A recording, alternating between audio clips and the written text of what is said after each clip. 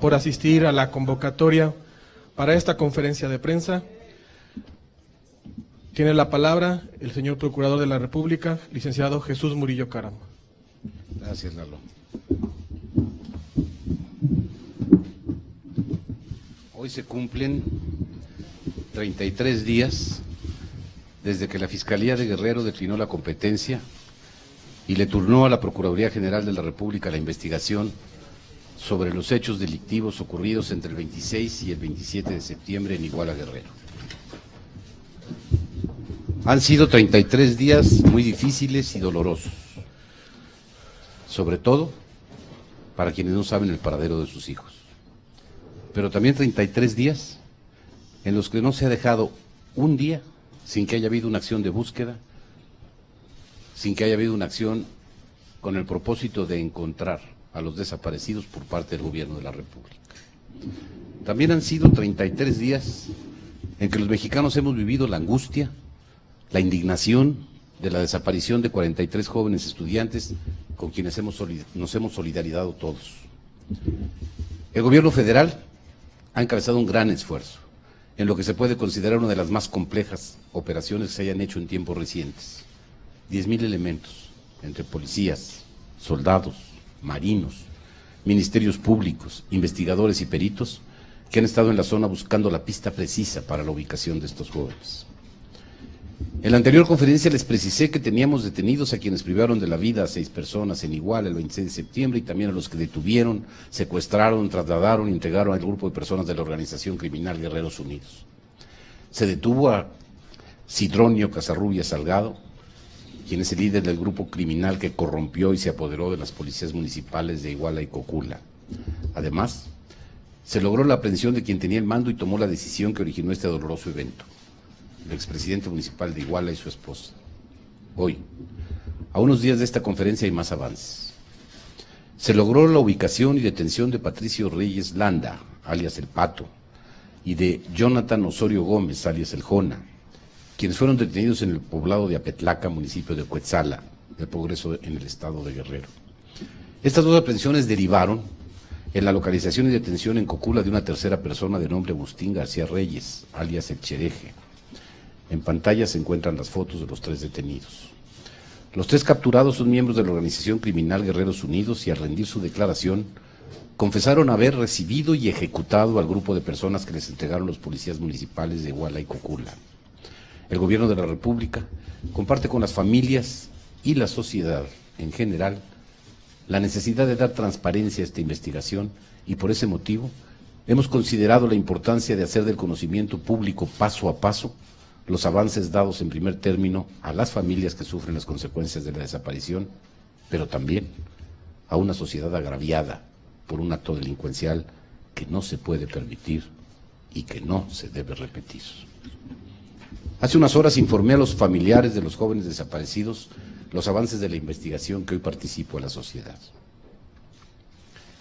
Sé del enorme dolor que produce en los familiares la información que hasta ahora hemos obtenido, un dolor que compartimos solidariamente todos. Los testimonios y confesiones que hemos recabado, aunadas al resto de las investigaciones realizadas, apuntan muy lamentablemente al homicidio de un amplio número de personas en la zona de Cocula. En la búsqueda de la verdad, mi obligación es ceñirme a lo que consta en las averiguaciones y es por eso que los he convocado a esta conferencia de prensa. Las imágenes y videos que se presentan son con el propósito de que la ciudadanía que ha sido víctima de estas personas pueda reconocerlos y denunciarlos. Quiero dejar muy claro que lo que hoy presentamos son avances de la investigación, no son ni pretenden ser las conclusiones de la misma. La investigación continúa su curso. Veamos los avances paso por paso. Como podemos apreciar en el mapa, el grupo de jóvenes salió a bordo de 2 camiones Estrella de Oro de la Escuela Normal Rural Isidro Burgos en Ayotzinapa, rumbo a la entrada de la ciudad de Iguala. Posteriormente se trasladaron a la terminal de autobuses, donde tomaron otros 2 camiones de una empresa. El expresidente municipal de Iguala, quien tenía designado en la comunicación interna de la Policía Municipal el código A5, fue quien dio la orden a los policías municipales de contener a las personas que viajaban en esos 4 camiones, según declara el propio operador de la central de radio de la Policía Municipal de Iguala, David Hernández Cruz, y la ratifica uno de los vigilantes, que ellos conocen como halcones, que recibía comunicación. Es en este mismo evento, como se ha informado, los policías municipales de Iguala privaron de la vida a 3 normalistas. El expresidente municipal se encontraba en esos momentos en el informe que daba su esposa sobre sus actividades frente al DIF municipal. Se avanza en la investigación sobre María de los Ángeles Pineda por su relación con el delito de operaciones con recursos de procedencia ilícita junto con su esposo. Después del primer incidente que sufren los normalistas y al continuar su camino en los autobuses, elementos de la Policía Municipal de Iguala los detienen con violencia y los trasladan a la central policíaca. Desde ese punto, y con apoyo de la Policía Municipal de Cocula, trasladan en patrullas de los municipios al grupo de jóvenes hasta un punto, entre Iguala y Cocula, en que se abre una brecha hacia la zona que se denomina Loma de Coyote, la cual también está señalada en el mapa que se muestra. Ha quedado acreditado por las investigaciones del Ministerio Público Federal que en este punto, entre Iguala y Cocula, los policías municipales entregaron a los retenidos a miembros del grupo criminal Guerreros Unidos.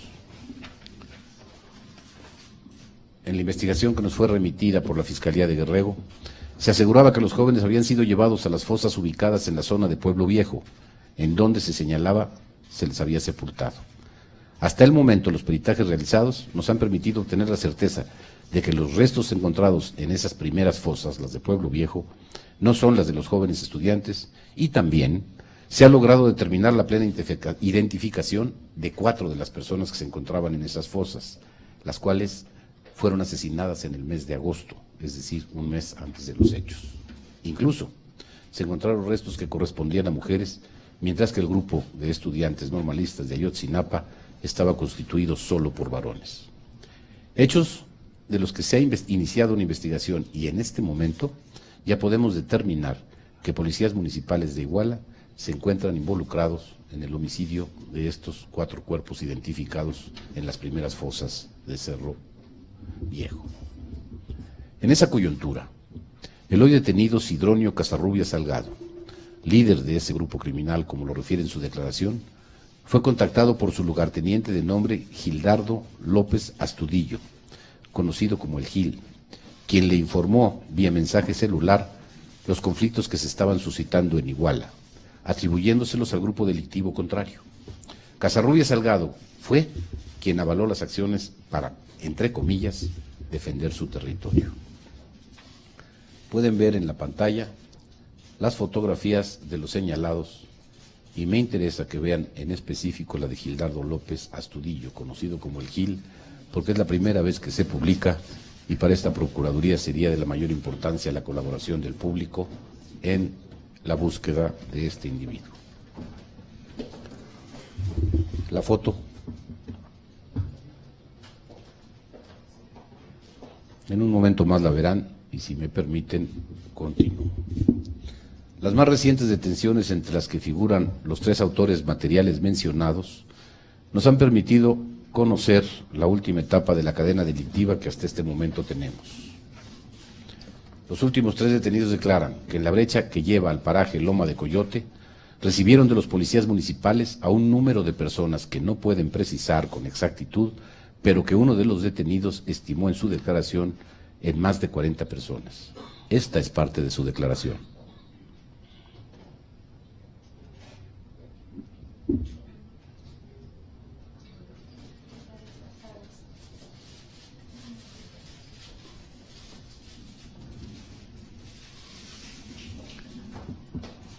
Despierten al que tiene el video. ¿Cuántos estudiantes había?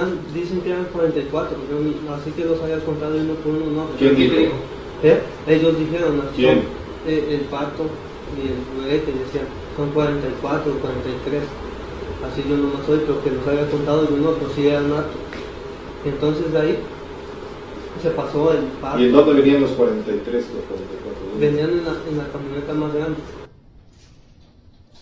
Como observamos en el mapa, en lugar de tomar el camino a Pueblo Viejo, lugar que fue en primera instancia señalado por la Fiscalía del Estado de Guerrero, los detenidos señalan que tomaron la carretera con dirección a Cocula, para posteriormente dirigirse al basurero de ese municipio. Declaran también que los subieron a un vehículo con capacidad de carga de 3.5 toneladas y a otra camioneta de carga menor. En estos vehículos los condujeron al basurero señalado, que es un barranco oculto a la vista, y que para entrar a él se tiene que abrir una reja que limita el acceso al público o al predio. En pantalla pueden apreciarse las imágenes de las camionetas utilizadas y las del basurero de Cocula, en el basurero de Cocula.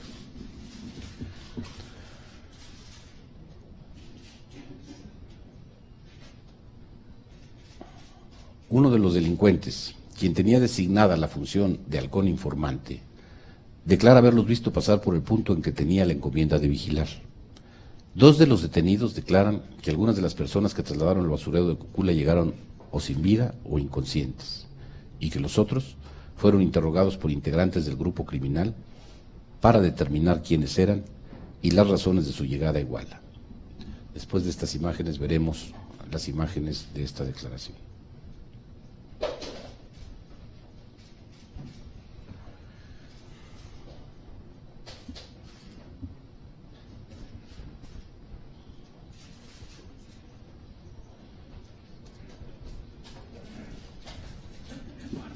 ¿Había algunos muertos en la camioneta antes de bajarlos?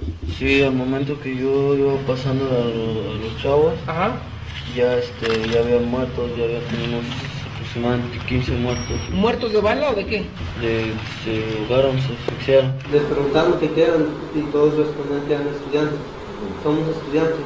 Y entonces los bajaron y les preguntaron que aquí habían venido a Iguala. Y dijeron que venían por la esposa de Abarca, nomás se dijeron. ¿Pero pertenecían a algún grupo? Es lo que les preguntaron ellos, pertenecen a un grupo y decían que no. Los detenidos, señalan que en ese lugar privaron de la vida a los sobrevivientes y posteriormente los arrojaron a la parte baja del basurero, donde quemaron los cuerpos. Hicieron guardias y relevos para asegurar que el fuego durase horas, arrojándole diésel, gasolina, llantas, leña, plástico, entre otros elementos que se encontraron en el paraje. El fuego, según declaraciones, duró desde la medianoche hasta aproximadamente las 14 horas del día siguiente, según uno de los detenidos, y otro dice que hasta las 15 horas del día 27 de septiembre. Pero el calor que desprendía el área, los delincuentes no pudieron manipular los restos de los cuerpos sino hasta cerca de las 5:30 de la tarde, según sus propias declaraciones. Cuando los peritos analizaron el lugar, encontraron cenizas y restos óseos que, por las características que tienen, corresponden a fragmentos de restos humanos. También aquí están las imágenes. Ya los ahogan así. Y entonces cayéndose así, ya dice al terco, la rana o el pato, los agarraban y ya me encontraban, y los iban acomodando. Llévate, si quieres, ocupamos estas mismas así como si fueran cuerpos. ¿Quieres que te ayude alguien? Como que te ayude alguien. No, porque estaban vivos, se levantaban, ya los agarraban y ya los cargaban. Entonces ya ahí los ponían y le decían, no vas a decir, y los tiraban. ¿Había algunos muertos en la camioneta antes de bajarlos? Sí, al momento que yo iba pasando a los chavos, Ajá. ya había muertos, teníamos aproximadamente 15 muertos. ¿Muertos de bala o de qué? Se ahogaron, se asfixiaron. Así los iban dejando. Ya los que los agarraban, ya por aquí, les tiraban. Ya entonces los demás los jalaban de las patas o ya sea de las manos y los iban acomodándose ahí. Ya los demás chavos los que quedaron vivos quedaron de este lado. A los de encima, a mí me dijeron, tú jálate los que ya están muertos a la orilla del basurero. Como está alto, pues es zona de que de por aquí los acarré con el vino, así cargando. Ajá. Y aquí había otros dos y esos dos los columpiaban y los aventaban hacia abajo. Mientras nosotros los acarreábamos... O sea, los mataron arriba. No, algunos, a los de encima. Corroboran estos dichos las declaraciones de dos empleados del área de servicios públicos del municipio de Cocula, quienes en su declaración ante el Ministerio Público señalan que cuando iban a bordo del camión de basura municipal identificado como la Unidad 01, fueron interceptados por dos de los ahora detenidos, quienes les impidieron el paso y les ordenaron que regresaran. Esta versión Fue en un primer momento narrada por 2 de los detenidos y posteriormente confirmada por los propios empleados del municipio de Cocula, quien además reconocieron a los detenidos como los mismos que les impidieron el paso, señalando que no se habían acercado a declarar de motu propio en razón de tener temor a represalias. Viendo todo esto entiende uno ese temor. Continuando en el relato de los hechos, los detenidos declaran que cuando bajan al lugar a donde se habían arrojado y quemado los cuerpos, recibieron la orden de quien apodan el terco de fracturar los restos de los huesos calcinados, para ser depositados en bolsas de basura negras. Según sus declaraciones, estas bolsas fueron vaciadas en el río San Juan, salvo 2 que uno de los declarantes dice haber arrojado completas. Yo tuve participación en eso con el primo, el Chereji y el Peluco. ¿Cómo hacían que los cuerpos de arriba se fueran para abajo? Uno los sujetaba de las manos y otro de las patas y los columpiábamos de manera que se aventara hacia abajo y ya los cuerpos rodando llegaban hasta donde ya llega lo plano. ¿Qué hicieron cuando estaban abajo? Comenzaron a poner piedras de manera que quedara un círculo de pura piedra y ya encima de las piedras se aventaba la llanta y arriba de la llanta se metía la leña y ya los cuerpos al principio los iban acomodando así en la plancha y ya después así hasta que se acabaron los cuerpos y ya de ahí... ¿Les rociaron algo? Sí, llegó el guasaco con diésel y gasolina, lo cual los bañaron a los cuerpos ahí en la plancha, diésel y gasolina, y el Duba y el guasaco le prendió de una orilla y de otra. El círculo de piedra, ahí se los dejamos, entonces chequeé y de paja los comenzaron a acomodar así como si fueran leña, y ya entonces trajo el del terco. ¿Ya muertos? Ya muerto. Ya trajo del terco el diésel, no sé si era diésel o gasolina, y ya se las comenzó a echar alrededor y nosotros le pusimos la leña antes, y ya se los echó y prendió. Entonces a mí me dijeron, pónteme a juntar botellas o plástico para que no se apague el fuego. Y ahí mismo en el basurero anduve buscando botellas y llantas, y ya yo las dejé y las entonces subí allá arriba a cuidar, me mandaron a cuidar. ¿Hasta qué hora estuvieron ahí que duró la lumbre? Sin meterle mano duró aproximadamente 6 o 6, 7 horas. ¿A qué hora se apagó todo? No se apagó, se dejó prendido, nos retiramos de eso ya como las 2 y dejándole el fuego alto. Y 2 de la mañana de la tarde. De la tarde, más o menos. Nos retiramos y ya de ahí regresaron a limpiar. Lo cual yo nomás llegué, entré igual en una moto y me regresé. Eso fue como a las 3 que se acabó el fuego, ya esperamos que se... Como, 3 de la tarde. Ajá, que se enfriara eso. ¿Cuánto tardó en enfriarse? Pues de 3, 4, como a las 5:30 se acabó y ya le echamos de esa ceniza y tierra para que no estuviera tan caliente y se le pusimos doble bolsa. Y algunos llevaban unas palas y yo nomás junté así con botellas. ¿Y qué juntabas? Pues era carbón y pedacitos así de hueso.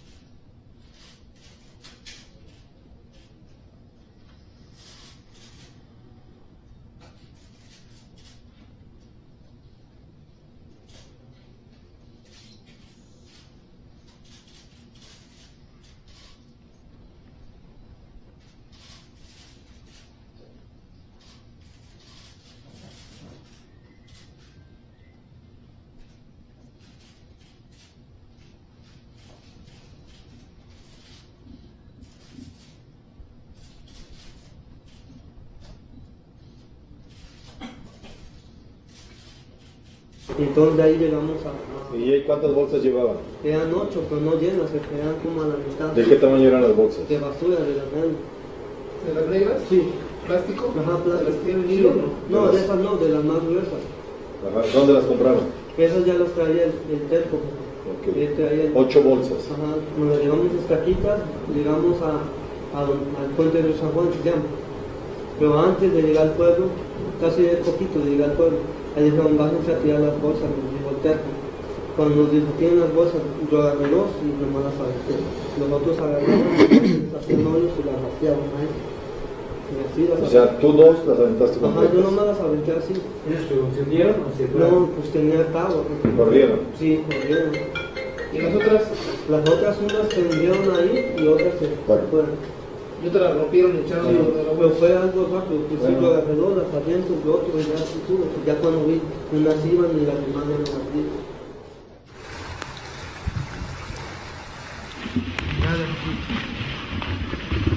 Ya después, aquí las tiré.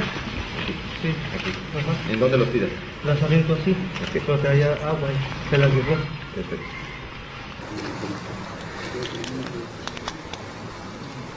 Seguramente aquí no pueden tener cosas que dan muchas cosas.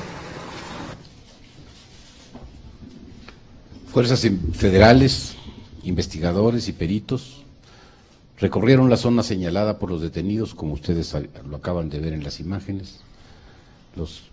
Hicieron en el río San Juan una búsqueda exhaustiva.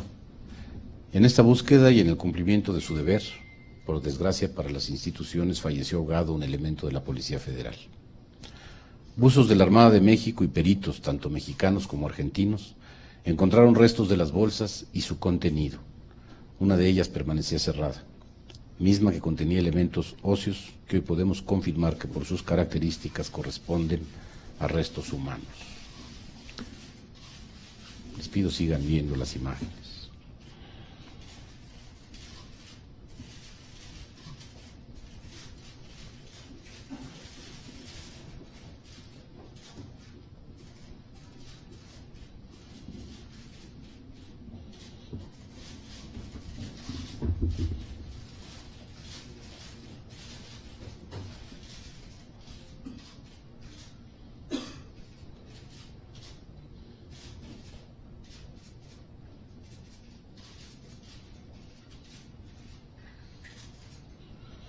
A decir de los peritos, el alto nivel de degradación causado por el fuego a los restos encontrados hace muy difícil la extracción de ADN que permita la identificación.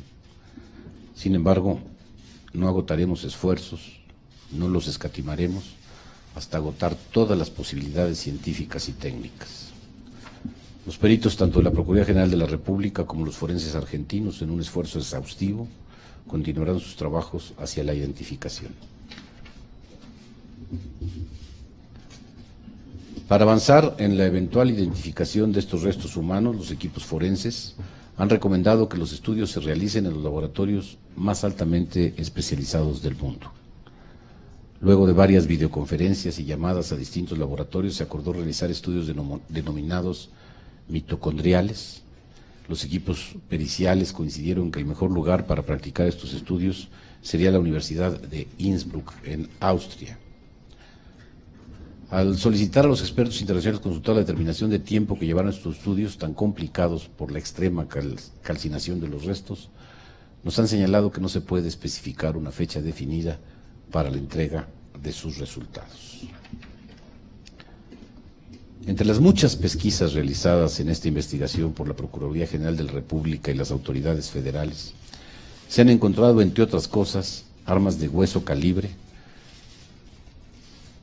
incluidas armas de calibre 50 milímetros, 53,000 cartuchos como parte del arsenal que pertenecía al grupo criminal. Este hallazgo es una muestra de la peligrosidad de ese grupo delincuencial al que hemos venido desarticulando. De lo que se desprende hasta este momento de las investigaciones, quiero dejar muy claro que no hay evidencia alguna de que los estudiantes de Ayotzinapa formaran parte o auxiliaran a grupo criminal alguno. Las autoridades federales continúan en la búsqueda y aprehensión de todos los identificados como participantes de los hechos. 74 personas están detenidas y se están por cumplimentar 10 órdenes de aprehensión más, pero detendremos a todos los involucrados en estos hechos. Reitero que la investigación queda abierta hasta agotar todas las posibilidades que permitan identificar los restos humanos encontrados en la barranca y en las bolsas localizadas en el río San Juan. Mientras tanto, se seguirán considerando como desaparecidos a los estudiantes de Ayotzinapa para efectos de la investigación. Como lo hemos señalado en varias ocasiones, la averiguación está abierta al escrutinio de los coadyuvantes nombrados por los familiares de los desaparecidos, quienes han tenido acceso a ella. Por instrucción del presidente de la República, todas las fuerzas federales participan activa y coordinadamente en lo que ya es una de las investigaciones criminales más grandes desde que se tenga memoria. En esta destacan el uso de la tecnología, la inteligencia, coordinación y la distribución del trabajo entre las dependencias del gobierno federal. Es triste presentar estas imágenes. Es una obligación ante la sociedad verdaderamente ofendida, pero el hecho de presentarlas implica una llamada a encontrar las fórmulas para, como dije antes, esto que no se debió dar, no se puede repetir. Estoy a sus órdenes.